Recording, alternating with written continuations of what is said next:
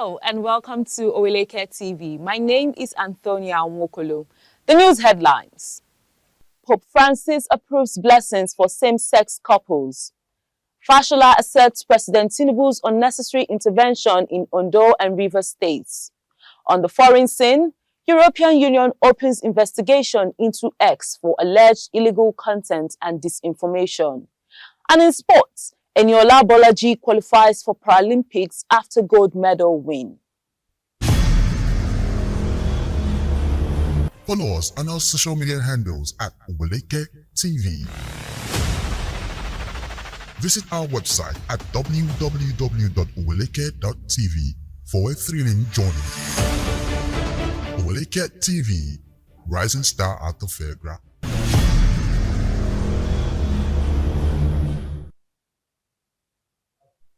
Welcome back. Now the news in details. The Independent National Electoral Commission, INEC, has announced plans to conduct rerun and by-elections across the country in February 2024 to fill existing vacancies in the state and federal legislatures. The INEC chairman, Professor Mahmood Yakubu, made this disclosure during a meeting with leaders of political parties in Abuja on Monday in anticipation of the upcoming elections. Rerun elections, as stated by Yakubu, will involve only the parties and candidates that participated in the general elections unless a party wishes to replace a deceased candidate. On the other hand, by-elections will be fresh contests. The decision to organize these elections stems from court orders following litigation requiring the Commission to conduct rerun elections in 34 federal and state constituencies, comprising 1 in the Senate, 11 federal constituencies, and 22 state constituencies. Yakubu emphasized that the rerun elections would take place simultaneously with by-elections, and political parties must conduct fresh primaries within the limited time frame provided by law. Additionally, he highlighted that the elections fall in 2 categories, addressing court-ordered rerun elections as election petition appeal tribunals conclude their proceedings post the 2023 general elections. The Federal Capital Territory High Court has given former Minister of Women Affairs and Social Development, Pauline Tallen, 30 days to tender a public apology for describing a court judgment as a kangaroo judgment. Failure to comply may result in her being barred from holding public office in Nigeria again. The court's verdict, issued in a suit filed by the Nigerian Bar Association, stated that Tallen's comments were contemptuous and unconstitutional. The former minister made the remarks criticizing a court's decision nullifying the candidature of Aishatu Dahiru in the Adamawa state. The court ordered Tallen to publish a personally signed apology letter to Nigerians and the judiciary in the Punch and the Guardian newspapers within the stipulated 30-day period. Failure to comply with the order may lead to a perpetual injunction restraining her from holding any public office in Nigeria. A tragic fire incident occurred in the house of late Adebayo Alaokala, former governor of Oyo State, resulting in 2 fatalities. The fire engulfed the residence located in Ogbomosho. Akinyinka Akinyemiju, the general manager of Oyo State Fire Service, confirmed the incident and stated that the agency received a distress call around 7:57 a.m. Despite swift responses from fire service officers, the house was fully engulfed by fire. During firefighting efforts, 1 person was rescued and the fire service handed over an injured individual to the police. Unfortunately, another injured person who was rushed to the hospital later passed away. The cause of the fire and details of the incidents are yet to be disclosed. On January 15, 2024, a group of retired soldiers who fought for the federal government during the Civil War intends to stage a protest due to their long overdue pensions. Expressing their discontent, the National Coordinator Babawande Philip and National Secretary Okewoyi Bayo criticized the government for neglecting the veterans despite their sacrifices. The veterans highlighted that their attempts to draw attention to their plight through letters and appeals have been ignored by the government. They find the treatment unfair, especially when contrasted with their colleagues who fought against the government, receiving monthly pension benefits. Frustrated by the lack of response, the veterans plan to commence nationwide protests from January 15. They have given the government until January 14 to address the demands, warning that the protests will continue until their long overdue pensions are addressed. The veterans' statement reflects their determination to pursue their grievance and demand what they rightfully deserve. The planned protests are expected to be extensive and persistent until the government takes action to address their concerns. Let's go on a short break. We will be right back. Follow us on our social media handles at Oweleketv. Visit our website at www.oweleketv for a thrilling journey. Oweleketv, rising star at the fairground.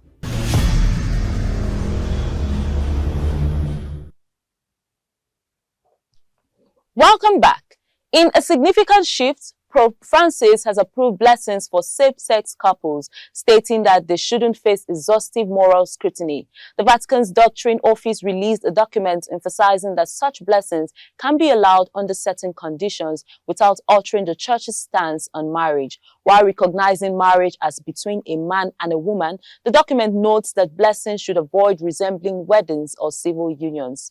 Requests for such blessings, however, should not be automatically denied. Reverend James Martin, advocating for LGBTQ+ Catholics, sees this as a huge step forward from the Vatican's 2021 policy. A High Court of the Federal Capital Territory in Abuja has issued an order to freeze the accounts of the Oyo State government in 10 commercial banks. Justice A.O. Ebong made this ruling in response to a garnishee proceeding initiated by former council chairman in Oyo State, who were dismissed by Governor Seyi Makinde on May 29, 2019. The former council leaders in 2021 secured a judgment of over 4 billion naira against Makinde and other state officials. The garnishee proceeding aims to recover the outstanding balance of 3.5 billion naira from the actual judgment sum, as Makinde has only paid 1.5 billion naira in 2022. The judgment debtors, including Makinde, the Attorney General, Commissioner for Local Government and Chieftaincy Affairs, Accountant General, Speaker of the House of Assembly, and the Oyo State Independent Electoral Commission, are ordered to file affidavits and appear in court on January 5, 2024, to show cause why the garnishee orders should not be made absolute.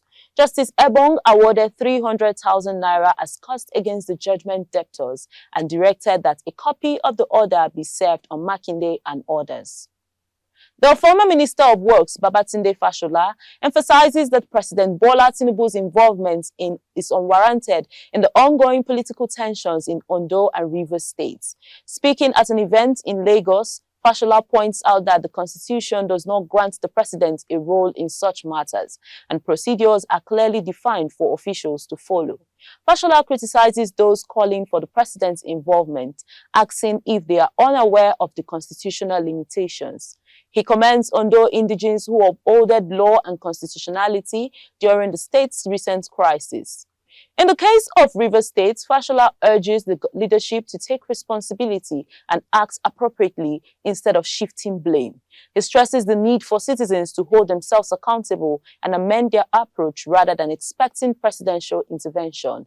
Fashola concludes by pointing out that the Constitution has been amended and now it is time for individuals to amend their behavior and take responsibility. The Court of Appeal in Abuja has upheld the re-election of Governor Ahmadu Fintiri in Adamawa State. Senator Aisha Binani, the governorship candidate of the All Progressives Congress, had appealed against the decision of the State Governorship Election Petition Tribunal, which confirmed Fintiri's victory. Following the supplementary election, the Independent National Electoral Commission declared Fintiri of the People's Democratic Party the winner with 430,861 votes, while Binani of the APC secured 398,788 votes. The appeal court panel led by Justice Tunde Awotoye ruled that Binani's appeal was invalid and could be struck out for being incompetent. The court stated that the appellants filed an incompetent record of appeal, tried to make the appeal court speculate and failed to provide sufficient evidence for allegations of corrupt practices. The court held that the appeal lacked merit and dismissed it. Further, the appeal court ordered Binani and the APC to pay 1 million naira to Governor Fintiri and the People's Democratic Party for filing a vague application. Up next are stories on the foreign scene after the break. Follow us on our social media handles at Oweleketv. Visit our website at www.oweleketv for a thrilling journey. Oweleketv, rising star at the fairground.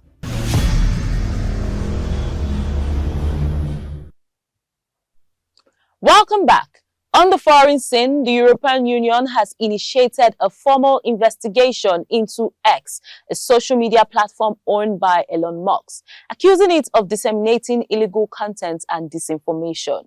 EU Commissioner Thierry Breton stated the probe is based on suspected breaches of obligations to counter illegal content and disinformation, transparency obligations, and deceptive design of user interface. This marks the first investigation under the Digital Services Act since its implementation in August, applying regulations to online platforms with over 45 million active monthly users in the EU. X, formerly known as Twitter, was designated a very large online platform under the DSA in April 2023. The EU will examine allegations of illegal content related to Hamas terrorist attacks against Israel, transparency measures, and effectiveness in combating information manipulation. The investigation will also address the deceptive design of user interfaces, particularly regarding subscription products and blue checkmarks. X submitted a risk assessment report in September, and the investigation will involve requesting information, interviews, and inspections. In entertainment, in an official statement shared on his social media platform, Harry Song, the artist behind Reggae Blues, pleads with his former label boss, Casey, to settle unpaid royalties accrued over 7 years. Harry Song, who characterizes Casey as a bully, alleges that Casey has been collecting 100% of his royalties, deeming the arrangement unfair. Having experienced a contentious departure from his 5-star music in 2016, Harry Song takes this opportunity to urge Nigerians to intervene and encourage Casey to rectify the unsettled royalty payments. The artist expresses his displeasure at the situation. Harry Song also accuses Casey of engaging in bullying behavior. And in sports, Nigeria's Eniola Bolaji continues her remarkable performance in para-badminton, securing qualification for the Paralympics in Paris next year. Bolaji dominated the 5th PASA Dubai Para-Badminton International 2023, claiming the gold medal in women's single in the SL3 category. She achieved this feat by defeating the women's world number 5, 3, and 1. Bolaji's impressive streak in 2023 includes victories at the Uganda International 2023 and 3 gold medals at the Africa Para-Badminton Championships in Kampala, Uganda. At the FASA Dubai Para-Badminton International 2023, she secured the gold medal in the women's singles SL3 by overcoming world number 1 Siakuru Kwanita from Indonesia. En route to the final, Bolaji prevailed over Emoma Ivanova from Bulgaria and Mandeep Kaur from India in earlier rounds. Demonstrating her dominance in the competition, Bolaji's consistent victory positions her as a strong contender in para-badminton, earning her a spot in the highly anticipated Paralympics in 2024. And just before we go, here's a recap of the headlines. Pope Francis approves blessings for same-sex couples. Fashola asserts President TINUBU'S unnecessary intervention in Ondo and Rivers states. On the foreign scene, European Union opens investigation into X for alleged illegal content and disinformation. And in sports, Eniola Bolaji qualifies for Paralympics after gold medal win. And that's the package on our news bulletin. Kindly follow us on all our social media platforms at Oweleketv. Our website is www.oweleke.tv. I am Antonia Mokolo. Thank you for watching. Enjoy your day.